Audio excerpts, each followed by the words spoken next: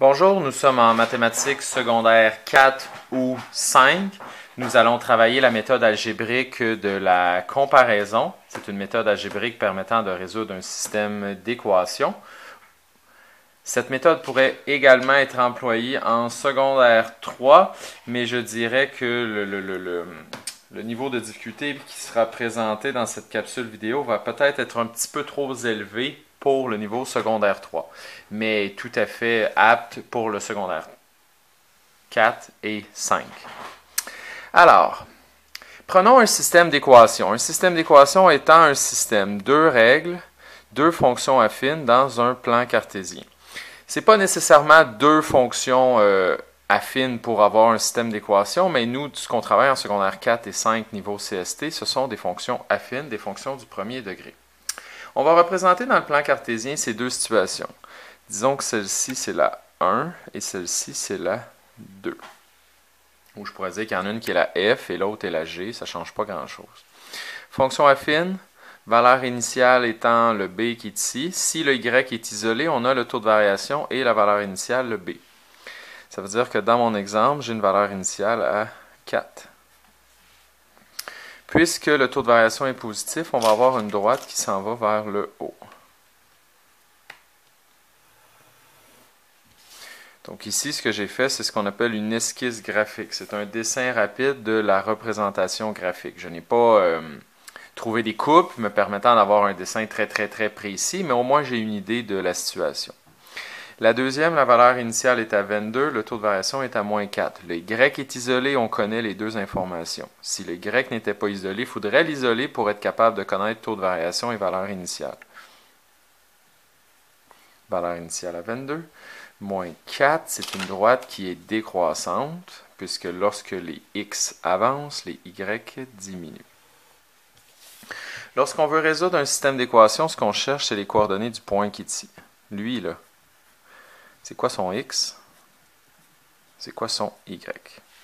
On cherche la valeur du X qui fait en sorte que pour les deux fonctions, les Y sont identiques. La valeur du X, là, le chiffre qui est ici, qui fait en sorte que les deux vont avoir le même Y. Parce que si tu regardes le X ici, par exemple, là, le Y ici est plus bas que le Y qui est ici. Si on regarde un X de l'autre côté, le Y de lui, vous voyez, il est plus bas que 4, alors que pour l'autre, il est plus haut.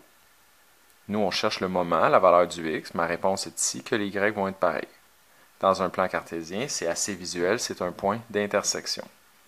La méthode de la comparaison, c'est la méthode dans laquelle on va chercher pour quelle valeur de X, est-ce que 2 fois cette valeur plus 4, pour quelle valeur de X, est-ce que 2 fois cette valeur plus 4, va être égal exactement au même résultat que moins 4 multiplié par cette même valeur plus 22. Donc on se retrouve avec une égalité dans laquelle il n'y a qu'une inconnue. Et en isolant cette inconnue, on va trouver le X du point de rencontre qui est là. On fait la balance.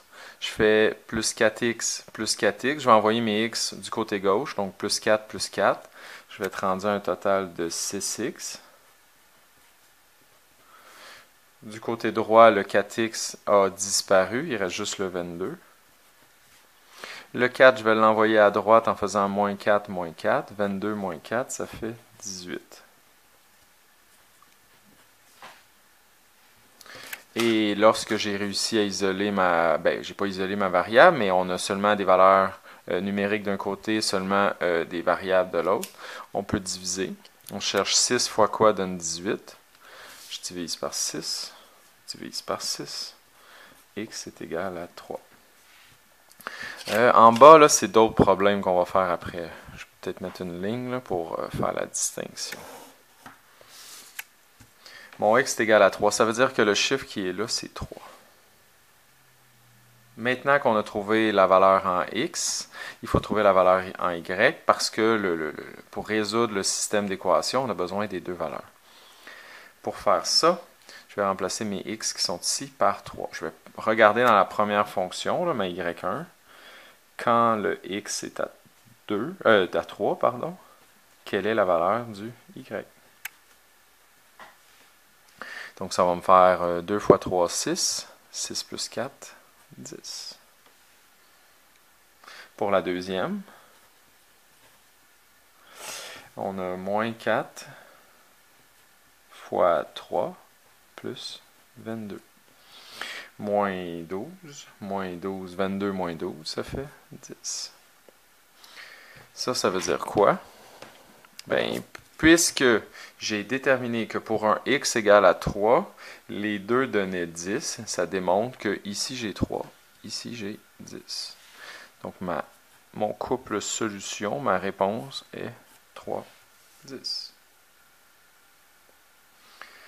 On va faire des exemples un petit peu plus compliqués. Un petit peu plus compliqué parce que des fois dans la règle, le y n'est pas isolé. Mais pour faire la méthode de la comparaison, la méthode algébrique de la comparaison, il faut absolument que le y soit isolé. Donc on va avoir une étape additionnelle à faire. Et de toute façon, très souvent, que le y soit isolé, c'est plus facile pour voir la représentation graphique, ce que j'ai fait juste avant. On va commencer par isoler le y dans celle-ci. Mais là, si vous regardez bien, je vais la réécrire. Y moins 3x est égal à 12. Là, on voit que le y n'est pas isolé. Ni dans la première, ni dans la deuxième. J'ai fait exprès pour vous montrer un niveau de difficulté un peu plus avancé qui va être bientôt à faire. Donc, si je veux isoler le y dans celle-ci, je vais envoyer le 3x l'autre bord. Donc, ça va faire plus 3x plus 3x. Je vais l'écrire. Plus 3x plus 3x. Ce qui va me faire y est égal à 3x plus 12. Là, dans ma nouvelle version, mon y est isolé. Ceci et la ligne que j'avais en haut, c'est deux fois la même chose. C'est juste que j'ai isolé le y. Je vais faire la même chose dans celle-ci.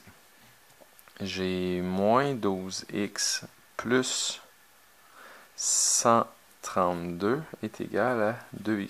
J'ai bien l'impression que je vais manquer de place pour mon autre exemple. Je vais le faire sur une autre feuille, je pense. Je le transcrirai sur une autre feuille, l'exemple qui est ici. On le fera après. Donc cette fois-ci, mon y est presque isolé. Vous voyez, le y est à droite, mais ça, mathématiquement, ça ne change rien si à la fin, ton y est à droite ou à gauche. Je vais encercler L pour dire que dans L, j'ai fini. Ce que je vais enlever, en fait, c'est le 2 qui est devant le y. Fait que pour l'enlever, je vais diviser tout le monde par 2.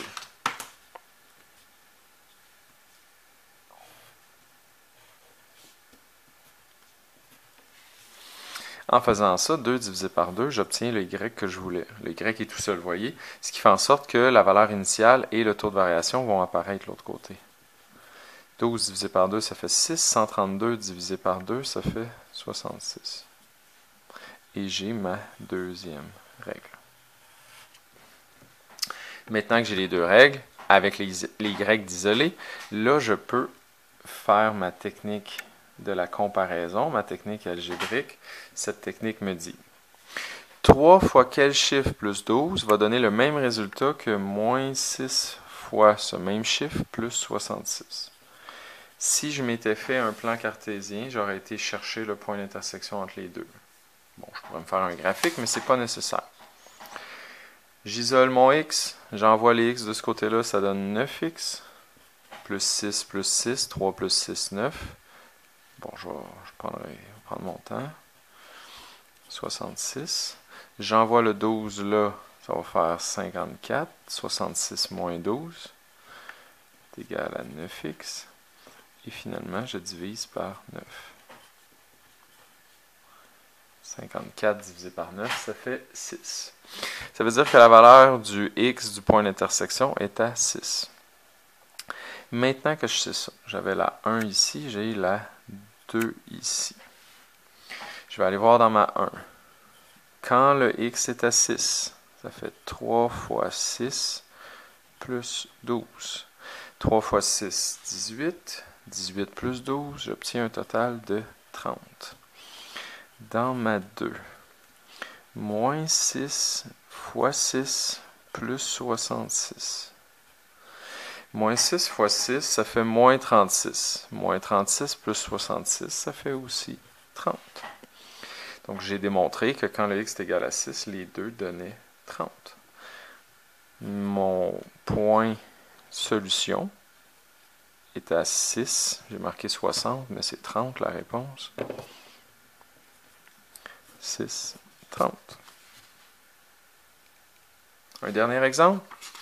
Je voulais le faire là, mais on n'a vraiment pas assez de place. Je vais le réécrire ici. On va descendre. Bon, je peux bien le faire ici, ça ne change pas grand-chose. On a 2y moins 2x est égal à 14. L'autre, on a y plus 20 est égal à moins 2x. On veut, premièrement, pour faire la méthode, il faut que les y soient isolés. Fait que dans celle-ci, le y n'est pas isolé. Je vais envoyer mon 2x de l'autre côté. Ça va me faire 2y est égal à 2x plus 14. J'ai fait plus 2 plus 2. Ça s'annule. Pour enlever le 2 ici, je divise tout le monde par 2. Divise par 2, ça fait ça. Divise par 2, ça fait ça. 14 par 2, ça fait 7. Mon y est isolé. Dans l'autre, le y est presque isolé, c'est le 20 qui n'est pas du bon côté. Moins 20, ça va me donner y est égal à moins 2x moins 20. Là, je peux faire ma méthode. Les y sont isolés. J'ai taux de variation, valeur initiale. Taux de variation devant le x, valeur initiale. Quand j'ai cette forme-là, la méthode de la comparaison s'applique. Je vais dire x plus 7 est égal à moins 2x moins 20. J'envoie les x d'un côté. Je vais les envoyer à gauche. Plus 2 plus 2. Ça fait 3. Hein? 1 plus 2. Plus 2x plus 2x. Plus 7 est égal à moins 20. Là, je vais faire plus 7 plus 7. Moins 20 plus 7.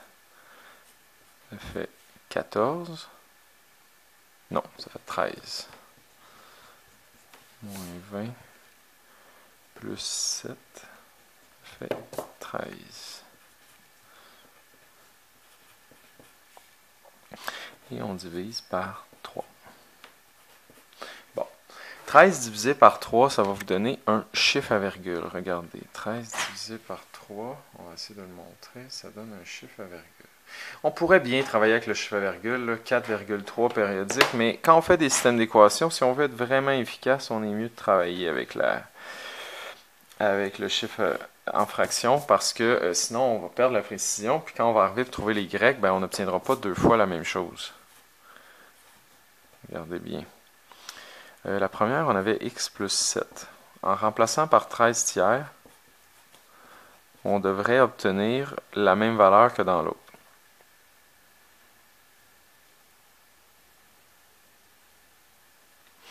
« 13 tiers plus 7. » J'ai